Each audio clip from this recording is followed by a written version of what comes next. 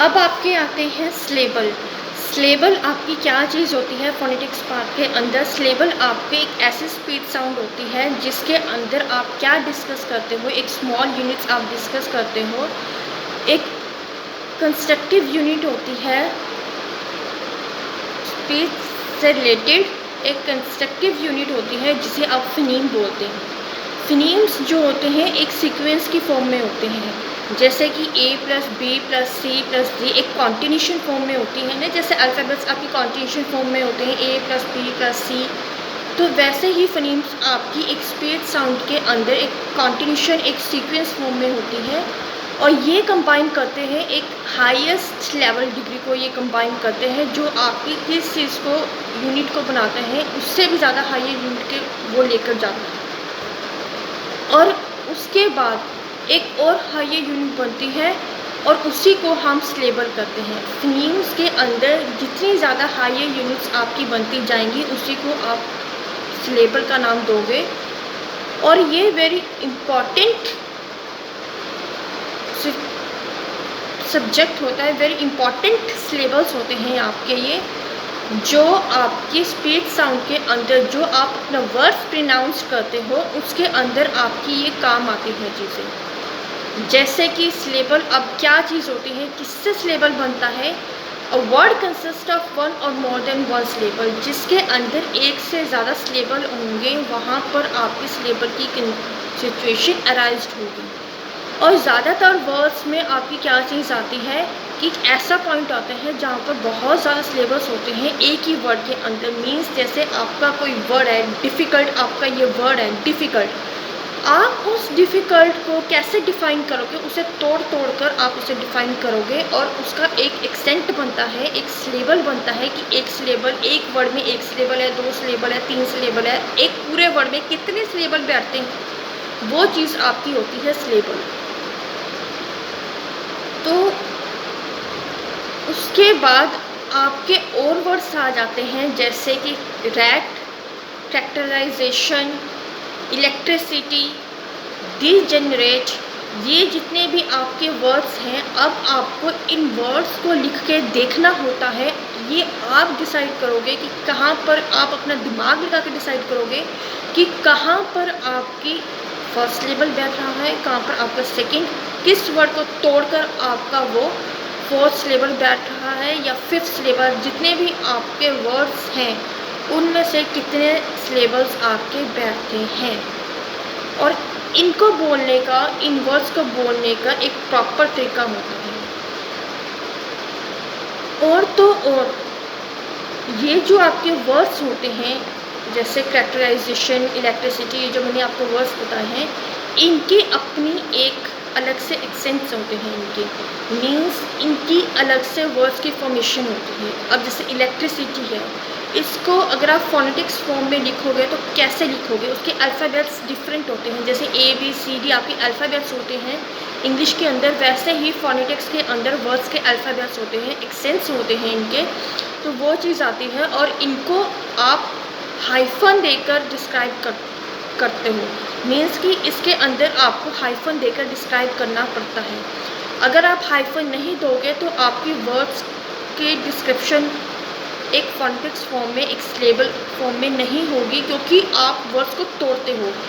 अगर आप एक वर्ड को तोड़ोगे तो उस एक वर्ड के अंदर आपको ये पता लगेगा कि उस हाइफन से पहले आपका कितना सिलेबल बैठा है, और दूसरे वर्ड में हाइफन देकर फिर वो एक सेकंड सिलेबल हो गया, पहले फर्स्ट सिलेबल हो गया। जैसे आपने एक वर्ड है आपका ट्रैक्टराइजेशन, इसके अंदर आपने फर्स्ट सिलेबल सेलेक्ट किया, फर्स्ट सिलेबल सेलेक्ट करने के बाद आपने हाइफन लगाया, मीन्स वो आपका एक सिलेबल हो गया। फिर सेकंड वर्ड को आपने एक्सेंट दिया, सिलेबल दिया उसको, फिर हाइफन लगाया आपने, वहाँ पर आपका थर्ड सिलेबल आगे बन गया कॉन्टिन्यूशन फॉर्म में। एक वर्ड में जितने बनते हैं वो चीज़ आपको देखनी होगी कि एक वर्ड में कितने सिलेबल बनते हैं। ये होता है आपका सिलेबल, वर्ड्स, एक्सेंट, ये होते हैं आपके फोनेटिक्स के पार्ट के अंदर।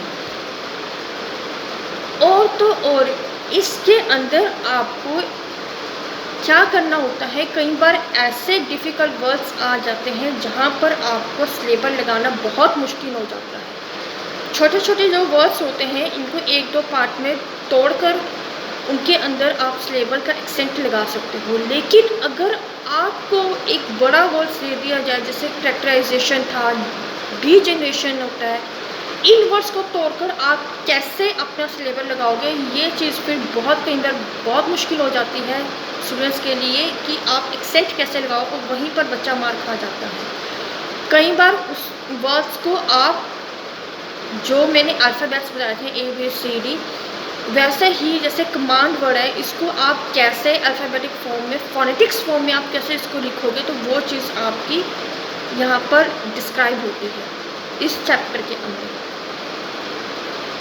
देन उसके बाद आपका आता है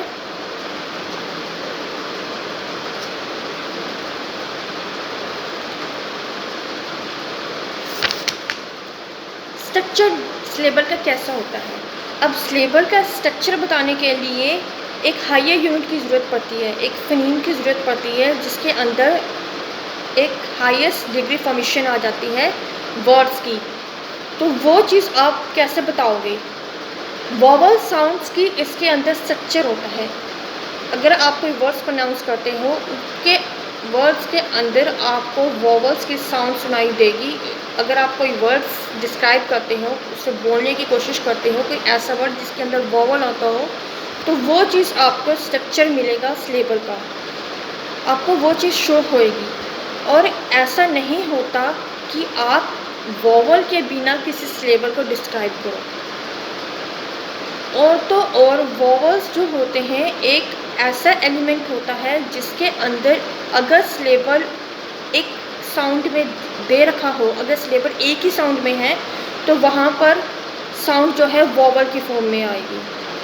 अगर इंग्लिश सिलेबल की बात करी जाए, तो हर सिलेबल के अंदर, हर वर्ड्स के अंदर आपको वोवल साउंड दिखाई देगा, जैसे ए, आउ, ये सारे वोवल्स की फॉर्मेशन में आएंगे आपको। और अगर एक सिलेबल वर्ड्स के अंदर, अगर एक सिलेबल से ज़्यादा सिलेबल बनते हैं, तो उनमें से मोस्ट ऑफ द सिलेबल्स आपके रिमेनिंग रह जाएंगे, कांस्टेंट रह जाएंगे, जैसे कि गो। तो गो का अगर आप सिलेबिक फॉर्म देखते हो, इसका कांस्टेंट फॉर्म देखते हो आप इसका, तो वो क्या बनता है आपका फोनेटिक फॉर्म में, गो का आप गौ बनाओगे, गौ, गो, गो का गौ। एंड ऑन का आपका क्या बनता है, ऑन। सिट, तो सिट का सिट ही बनेगा, sit. The vowel is the obligatory element. ये एक ऐसा एलिमेंट है सिलेबल के अंदर जो आपकी न्यूक्लियस की फॉर्म में होता है। और तो और जो इसके कॉन्सोनेंट होते हैं, वो क्या ऑक्यूपाइज करते हैं, एक ऐसी प्लेस बनाते हैं अपनी एज अ ऑप्शनल की फॉर्म में, जहाँ पर एग्जाम्पल आपका बनता है, जैसे कि आपका आ जाता है बैड। अब बैड है आपका, यहाँ पर आपका बेड बनेगा, एक फोनेटिक फॉर्म्स में आपकी ये चीज़ बनेगी। और तब कांस्टेंट को डिफाइन करने के लिए जितने भी बाकी वर्ड्स होंगे, वो आपके एक रिलीजिंग कॉन्सोनेंट हो जाएंगे और अरेस्टिंग कॉन्सोनेंट हो जाएंगे। रिलीजिंग कॉन्सोनेंट वो होते हैं जो बिगन होते हैं सिलेबल से, और जो वर्ड्स एंड होते हैं सिलेबल के, वो आपके अरेस्टिंग कॉन्सोनेंट हो जाएंगे। ये थी आपकी थोड़ा बहुत स्ट्रक्चर सिलेबल का। अब आगे आपकी बाद में डिस्कशन होगी टाइप्स ऑफ सिलेबल कितने होते हैं।